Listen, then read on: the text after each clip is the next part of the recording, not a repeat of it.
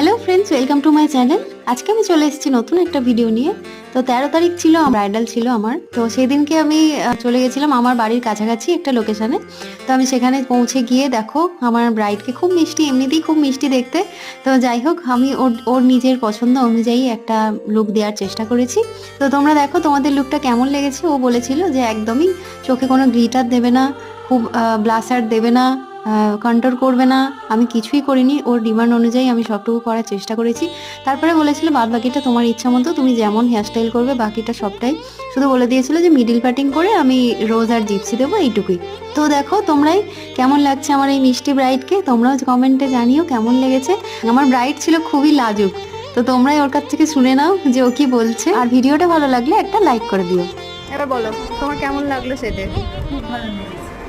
তুমি যেমন চেয়েছো তেমন হয়েছে। তেমনটাই হয়েছে।